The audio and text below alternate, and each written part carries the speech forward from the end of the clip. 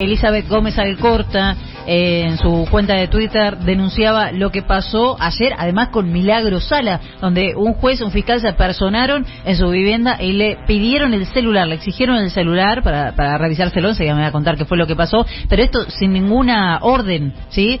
Jujuy, ayer, bueno, todos los días, ¿no? Ayer lo vimos por televisión, tierra de nadie. ¿Cómo estás, Elizabeth? Buen día, gracias por recibirnos. Hola, felicita Nicolás, Flavia, Yair y a toda la audiencia. ¿Cómo les va? Impactante lo de ayer, ¿eh? Muy impactante. La realidad es que lo que se viene viviendo, como vos decís, hace tiempo, hace por lo menos casi 7 años y medio, pero en estos días además, digo, desde el dictado del decreto para obstaculizar el paro docente, el modo en que se llevó adelante una reforma constitucional, ¿no? Uno tiene que pensar que la Constitución, nosotros en la facultad decimos, es la ley de leyes, ¿no? La Constitución es la ley de leyes, es que te marca la convivencia en un Estado, el modo, las irregularidades, el modo que finalmente se terminó votando, todo lo que generó la reacción, por un lado, digo, de los pueblos indígenas, por algunos artículos en particular, pero después de todo el pueblo organizado de Jujuy, y la respuesta represiva, la respuesta macabra. Digo macabra porque dispararle a los ojos, escuchar al chico de 17 años decir que a 2 metros un policía te dispara a la cara, no hay muchos calificativos que no sea macabro. El modo de ir a buscar a dirigentes sociales a las propias casas sin orden judicial, con camionetas sin patentes, que caigan a la casa a las 5 y cuarto de la tarde. Tocaron el timbre en la casa de Milagro, eran 2 jueces, Catán y Fernández, y un fiscal, Rondón, que hay que decir que ese es el fiscal que estaba interviniendo en el día de ayer, sobre los hechos del día de ayer. Imagínate la situación. Sí. Entran a la casa de Milagro obviamente estaba sin abogados, nada, digamos, no, estaba en su prisión domiciliaria. Le exigen que les dé su celular. Milagro hace un tiempo ya no está usando celular, de hecho cuando nos comunicamos con alguien que esté en su propio domicilio. Le empiezan a hacer preguntas, inmediatamente una de las compañeras que estaba en la casa nos avisa al equipo de abogados. Va una de las abogadas. En el momento que llega una de las abogadas, estos funcionarios, muy entre comillas, se retiran. Obviamente nunca exhibieron ninguna orden judicial. La presencia de ellos, si pueden imaginar lo que implica para Milagro en el día de ayer, absolutamente intimidatoria, con un nivel de irregularidad. Nunca en la vida hubo una visita judicial a su casa, y le hicieron en el día de ayer en el medio de la feroz represión. Para nosotros eso es un mensaje de todo tipo, con muchísima inseguridad, sobre todo en un contexto en donde el propio gobernador, y ayer después en esa conferencia de prensa donde se dio, ¿no?, esa unidad férrea de Juntos por el Cambio con un mismo proyecto político, viene mencionando a Milagro desde que comenzó el paro docente hace ya más de una semana y pico. La vienen mencionando como la responsable de toda la reacción que está teniendo el pueblo de Jujuy, y por eso no nos extraña y estamos alerta de esperar nuevamente algún tipo de persecución, algún nuevo intento de eliminar la prisión domiciliaria, de iniciarle una nueva causa. Hay que decir que hace unos años nada más, cuando hubo una movilización de un barrio, de Campo Verde, porque Gerardo Morales en una plaza, en un lugar que era público, que quiso construir una escuela sin escuchar a la gente del barrio, y hubo una movilización y hubo una represión. Milagro obviamente estaba detenida, le iniciaron una causa por instigación de eso, y estamos próximos al juicio oral de esa causa. Entonces también estamos expectantes frente a esta situación, con un nivel de irregularidad que es increíble, y lo más grave, ¿no?, es la reacción de un frente hoy de la oposición, pero del oficialismo en Jujuy, que salió a cerrar filas, a querer decir de un modo que como narrativa es además muy grave, echarle la culpa al presidente, a la vicepresidenta, echarle la culpa al kirchnerismo, que evidentemente no ha podido ganar las elecciones, que con sobre todo cuando parte de las reformas, la reforma constitucional la ha hecho de la mano del PJ, claro, ¿no? Del Partido Justicialista, sí, de Jujuy, de la mano del presidente Rivarola, que hay que decirlo con todas las letras, es un socio de Morales, y por eso es que se vive lo que se vive también en Jujuy. Así que muy grave, ¿no? Una situación realmente muy grave. Hola Eli, ¿cómo estás? Te saluda Yair Sibel. Hola Yair. Veíamos ayer algunas de las reacciones, incluso de ciertos dirigentes que pedían una intervención federal en la provincia de Jujuy. ¿Esto sería lógico o qué otras herramientas tiene el gobierno nacional para ponerle algún tipo de coto a esta suerte de estado parapolicial que veíamos ayer en la represión? A ver, la Constitución Nacional da una única herramienta para poder intervenir en una situación como la que se vive, que es ni más ni menos la intervención federal. Eso está en el artículo 5 de la Constitución. Es una competencia del Congreso, ¿sí? Es Bien. Una competencia del Congreso. Hay que decir que hay uno que tiene estado parlamentario, del senador Snopek de Jujuy. Hubo 2 proyectos de intervención de Jujuy. Uno, si no me equivoco, habrá sido en el año 2017-2018, otro que sigue hoy con estado parlamentario. Quiere decir que hay un proyecto vivo, por decirlo así, para que la gente entienda, de intervención de la provincia. Se puede intervenir, hubo algunas situaciones en la historia de la Argentina donde se ha intervenido uno de los poderes de una provincia, en general el Poder Judicial, o toda la provincia. Sin lugar a dudas, es la única herramienta constitucional. Después hay herramientas políticas, ¿no? Y así como hubo una conferencia de prensa donde vimos halcones, palomas, palomitas... Sí, no tan divididos ahora. No tan divididos también, ¿no? Haría muy bien al pueblo jujeño sobre todo, pero además a lo que se viene, porque este es el proyecto, lo dijeron todos, ¿no? Estaba leyendo desde Lustó diciendo que si gana va a llevar a modificar el código de convivencia en la ciudad para que no haya piquetes.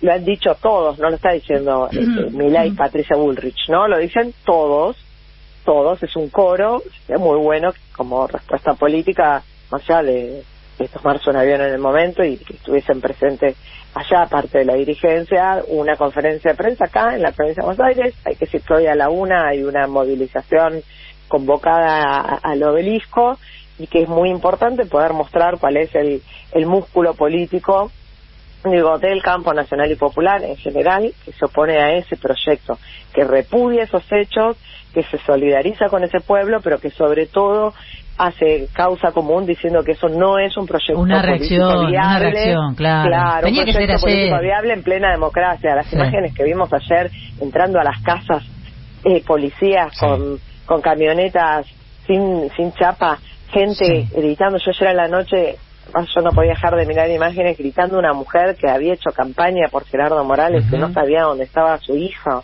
gritando, esto, la desesperación de la gente de saber que sus familiares tenían heridas y que no sabían dónde estaban.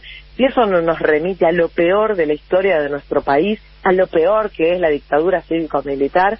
La verdad es que nos tiene que alertar a todos, ¿no? Yo estoy profundamente preocupada y muy alertada, tanto por la gravedad de eso como por la falta de reacción que estamos teniendo. Elizabeth, buen día, Nicolás Márcico te saluda. Hola, Nicolás. Así como decíamos recién, ¿no? Que por la negativa esto parece ordenar a la derecha y a Juntos por el Cambio, también te pregunto, ¿crees que hay que aprovechar como oportunidad, ¿no? Entiéndase por el momento contextual, para poder ordenarse también en el campo nacional y popular, que esto de, estar convencidos en que no se puede reprimir, en que no se le puede pegar al pueblo, hay que usarlo como ordenador en este momento donde venimos con algunas dificultades? Bueno, yo no tengo ninguna duda. Uno podría decir que si eso no está en el ADN de todos y todas los que estamos en el campo nacional y popular, estamos en un severo problema mayor del que efectivamente estamos.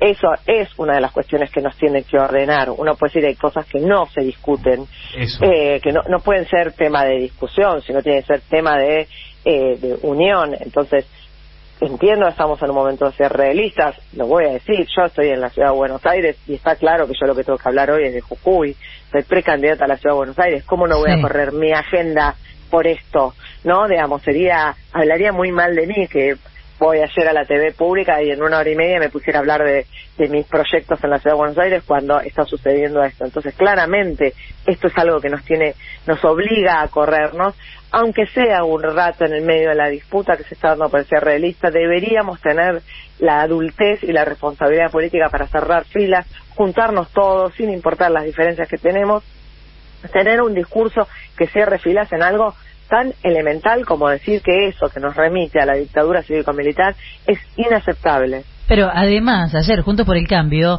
no habló solo de Jujuy, habló del proyecto de país, digamos.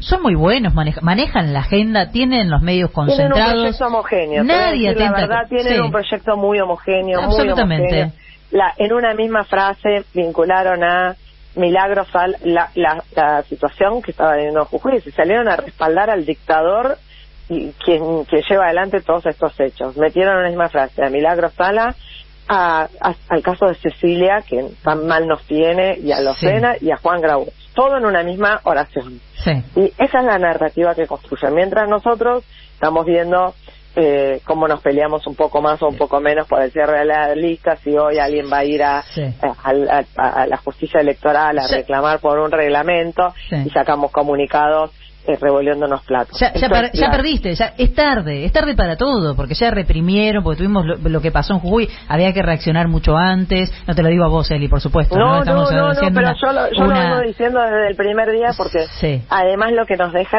es, así como la base social de Juntos por el Cambio, eso le da línea, y de hecho hay que decir que convocaron hoy a Plaza de Mayo. Están reprimiendo, reprimiendo, están limitando derechos en una Constitución y convocan a movilizar, ¿sí? Esa es la capacidad que tienen de hacer política. Y nosotros habíamos decidido, y vamos a ir todos junto con la CTA, mañana nos quedaba muy lejos, dudamos, venimos a hoy, paro sí, paro no, paro Jujuy, paro nacional, digamos, estamos con este nivel de confusión, y es lógico cuando vos no tenés una dirigencia que cierra fila inmediatamente, que se toman un avión, que llaman a una conferencia de prensa, y que además de las pues estaban las centrales sindicales y algunos diputados y algunas diputadas, no tenés a las máximas dirigencias sentadas ahí plantando bandera diciendo esto es inaceptable, vamos a movilizar, vamos a ir a Jujuy. Eso también nos ordena, lógicamente. El respaldo a los jujeños, a las jujeñas, ¿no? Que hace semanas están esperando, que lo que le costó nacionalizar el tema, bueno, hoy está en algunos medios, ¿no? Pero un montón. Sí, pero mirá cómo es tapa de Clarín hoy.